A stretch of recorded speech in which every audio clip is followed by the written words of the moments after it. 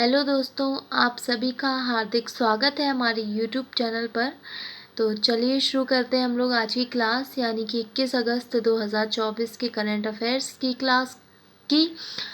ठीक है, तो बढ़िया से हम लोग क्लास को शुरू करेंगे। और क्लास शुरू करने से पहले सभी लोग चैनल को सब्सक्राइब ज़रूर कर लीजिएगा। जो भी चैनल पर पहली बार आए हैं, वीडियो को लाइक कर दीजिएगा यदि आपको वीडियो अच्छी लगती है तो, और कमेंट करके हमें ज़रूर बताइएगा कि आपको क्लास कैसी लगी।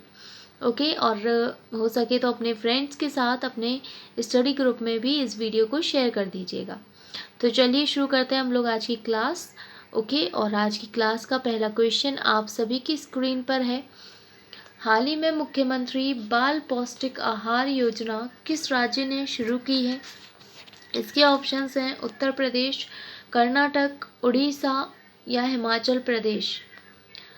तो इसका सही आंसर है ऑप्शन डी, हिमाचल प्रदेश ने। हाल ही में हिमाचल प्रदेश ने मुख्यमंत्री बाल पौष्टिक आहार योजना को शुरू किया है। ठीक है, अगला क्वेश्चन है, हाल ही में वर्ल्ड एक सेकेंड, अरे बताना भूल गए, जब हमारे राज्यों की बात होती है तो हम लोग हमेशा सीएम ज़रूर पढ़ लेते हैं। हिमाचल प्रदेश के सीएम कौन है? तो याद रखिएगा, हिमाचल प्रदेश के सीएम का नाम है Sukhvinder Singh Sukhu.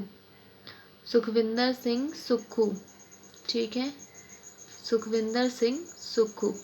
Clear?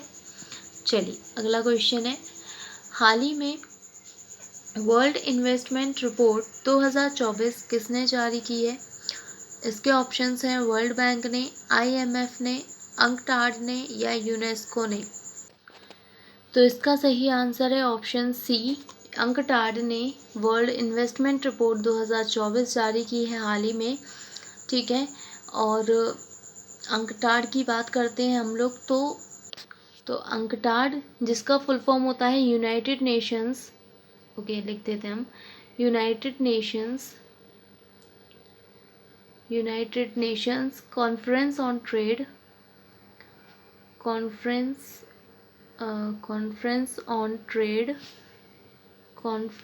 On trade and development. ठीक है, ये होता है आपका अंकटाड का full form, United Nations conference on trade and development. और इसकी स्थापना हुई थी 30 दिसंबर 1964 में इसकी स्थापना हुई थी, और इसका हेडक्वार्टर है जिनेवा में। ठीक है, याद रखिएगा, जिनेवा स्विट्ज़रलैंड में इसकी स्थापना हुई थी। क्लियर? चलिए अगले क्वेश्चन की तरफ चलते हैं, और नेक्स्ट क्वेश्चन है, राष्ट्रीय सद्भावना दिवस कब मनाया गया है? तो इसका सही आंसर होगा, इसके ऑप्शन है 18 अगस्त को, 19 अगस्त को, 20 अगस्त को या 21 अगस्त को।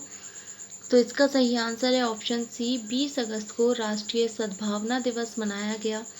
ठीक है, इसके साथ ही 20 अगस्त को कुछ और भी डेज आते हैं, जैसे कि वर्ल्ड मॉस्किटो डे। ठीक है, वर्ल्ड मॉस्किटोज डे, मॉस्किटो मतलब मच्छर, ठीक है, मॉस्किटो डे। तो ये वर्ल्ड मॉस्किटो डे भी 20 अगस्त को मनाया जाता है। ठीक है, इसके साथ ही एक और दिवस है जिसका नाम है भारतीय अक्षय ऊर्जा दिवस। भारतीय अक्षय ऊर्जा दिवस, ठीक है, भारतीय अक्षय ऊर्जा दिवस, भारतीय अक्षय ऊर्जा दिवस। इसे इंग्लिश में कहेंगे हम लोग national renewable energy day, national renewable energy day.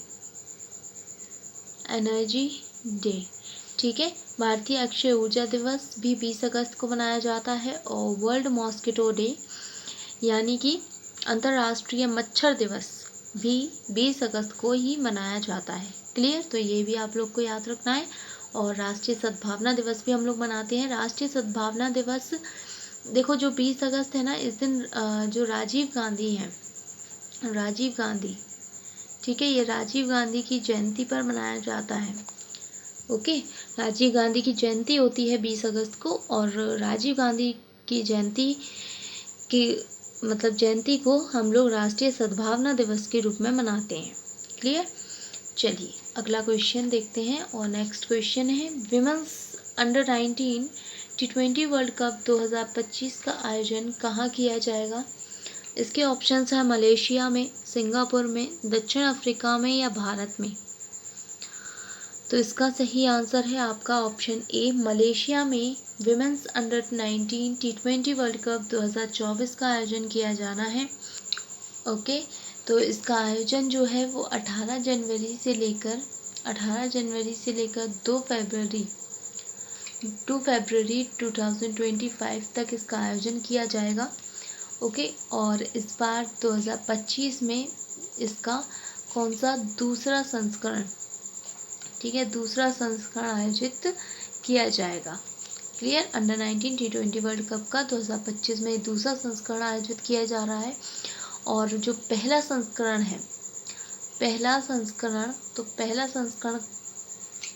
कब हुआ था? तो 2023 में पहला संस्करण आयोजित हुआ था।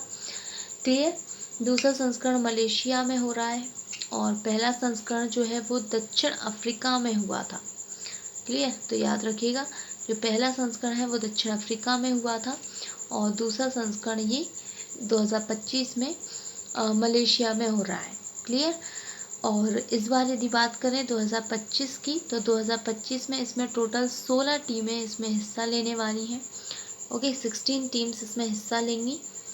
क्लियर, चलिए अगले क्वेश्चन की तरफ चलते हैं। और नेक्स्ट क्वेश्चन आप सभी के सामने है, हाल ही में दुनिया की सबसे उम्रदराज व्यक्ति मारिया ब्रान्यास मोरेरा का निधन हो गया है।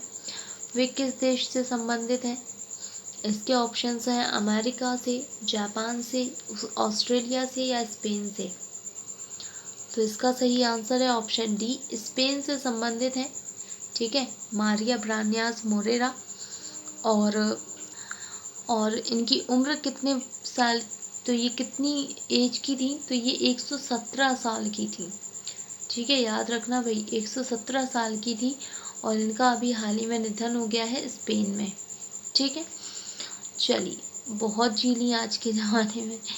अगला क्वेश्चन है, Modi's governance triumph reshaping India's path to prosperity नामक पुस्तक किसने लिखी है? इसके ऑप्शंस हैं आर गोपाल कृष्णन, तरुण चुग, हर्ष भट्ट या Ashwin Prabhu. So the right answer is option b, Tarun Chugh ने ये पुस्तक लिखी है, Modi's governance triumph reshaping India's path to prosperity. ठीक है, इस बुक में मोदी जी के बारे में लिखा हुआ है पूरा।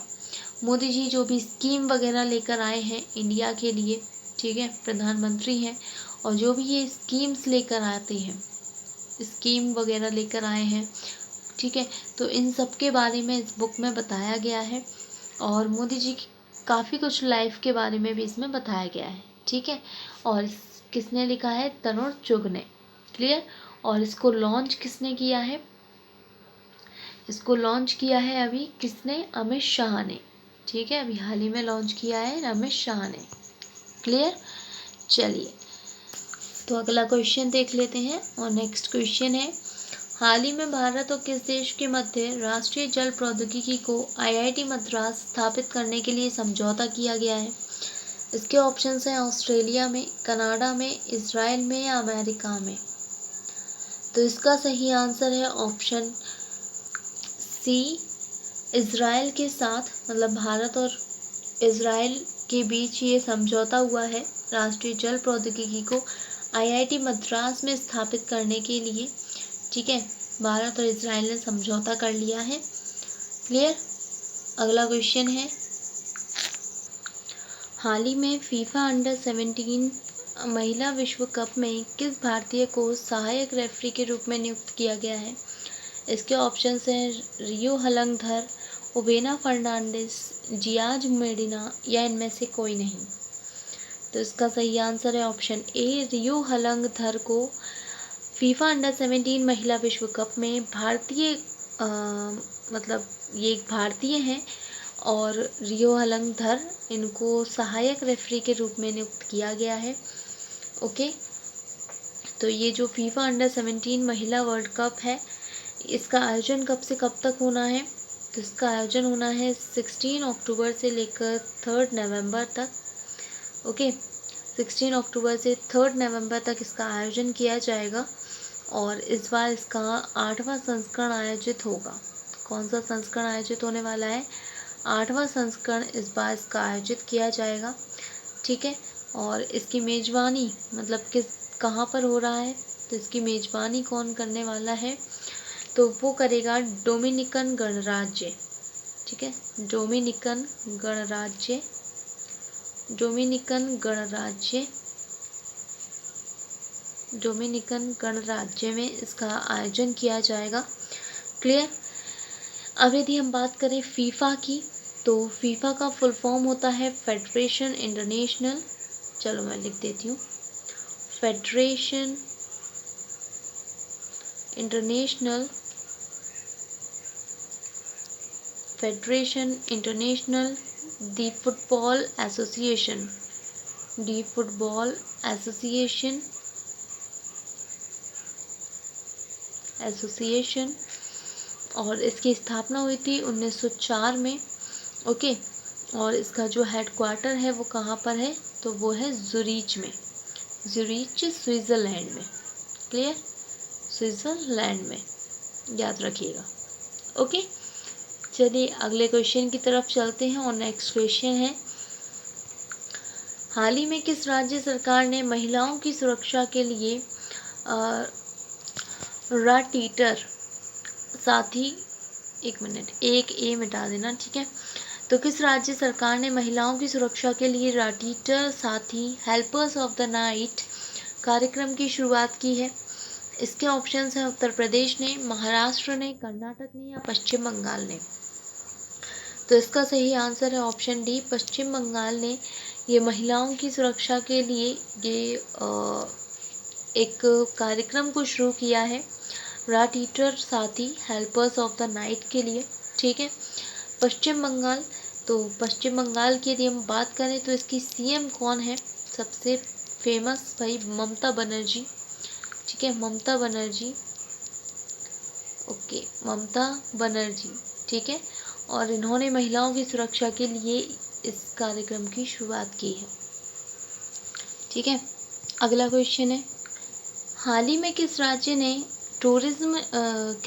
की टूरिज्म ने ICRT गोल्ड अवार्ड जीता है? इसका ऑप्शंस हैं कर्नाटक ने, असम ने, तमिलनाडु ने या केरल ने। तो इसका सही आंसर है ऑप्शन डी, केरल ने ये राज्य की टूरिज्म ने ICRT गोल्ड अवार्ड जीता है। ठीक है, ICRT इसका फुल फॉर्म क्या होता है? तो इसका फुल फॉर्म होता है international centre for responsible tourism. International, याद कर लेना, इंटरनेशनल, एक minute, okay, international centre for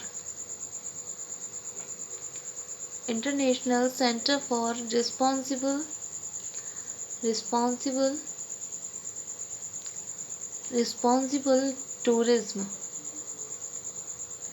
ठीक है, रिस्पॉन्सिबल टूरिज्म। तो international centre for responsible tourism इसका फुल फॉर्म होता है ICRT का। ठीक है, और केरल की टूरिज्म ने ICRT गोल्ड अवार्ड को जीता है। अगला क्वेश्चन है आप सभी के सामने, हाल ही में national geo science life time achievement award 2023 से किसे सम्मानित किया गया है? इसके ऑप्शंस हैं प्रोफेसर धीरज मोहन बनर्जी को, आशुतोष पांडे, स्वप्ना कलिंगल या वेदाचलम।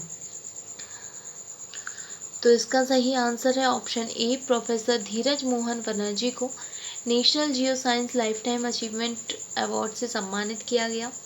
ठीक है, उसके बाद यदि हम लोग बात करते हैं इस अवार्ड की, national geo science life time achievement award, इसकी शुरुआत की गई 1966 में। ठीक है, इस अवार्ड की शुरुआत की गई है 1966 में। और इसके बाद यदि बात करें हमें आशुतोष पांडे की, तो जो आशुतोष पांडे हैं इनको national young geo science life time achievement, ठीक है, इनको नेशनल जियो साइंस अवार्ड से सम्मानित किया गया है। ठीक है, ये याद रखना इनको national geo science, national young geo science, national young geo science, geo science award से सम्मानित किया गया।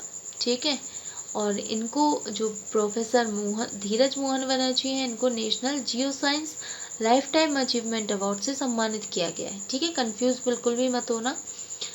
ओके, याद रखना। अगला क्वेश्चन है, हाल ही में मान्या चिवाड़ी किस राज्य का पहला सोलर विलेज बन गया है? इसके ऑप्शंस हैं नई दिल्ली, मध्य प्रदेश, उत्तराखंड या महाराष्ट्र। तो इसका सही आंसर है ऑप्शन डी, महाराष्ट्र का है ये गांव मान्या चिवाड़ी, और ये पूरी तरीके से सोलर विलेज बन गया है। इसमें हर घर के ऊपर जो सोलर पैनल होते हैं वो लगा दिए गए हैं। ठीक है, इसके लिए अब आपको बिजली की ज़रूरत नहीं पड़ेगी, मतलब जो डायरेक्ट आपको सोलर से ही बिजली मिल जाएगी। तो इसे पूरी तरीके से सोलर विलेज बना दिया गया है मान्या चिवाड़ी को। ठीक है, तो याद रखिएगा, इसको इम्पोर्टेंट क्वेश्चन भी हो सकता है। ठीक है, सो गाइज यहाँ पे आपके क्वेश्चंस कंप्लीट होंगे, मतलब होते हैं, और हम लोग यहीं पर अपनी क्लास को एंड करते हैं। ठीक है, अब हम मिलेंगे नेक्स्ट वीडियो में अगले दिन के करंट अफेयर्स के साथ। तो सभी लोग नेक्स्ट क्लास के लिए तैयार रहिएगा। ओके, सो तब तक के लिए आप लोग अपना ख्याल रखिएगा, अच्छे से पढ़ाई करते रहिएगा। Thank you and have a nice day.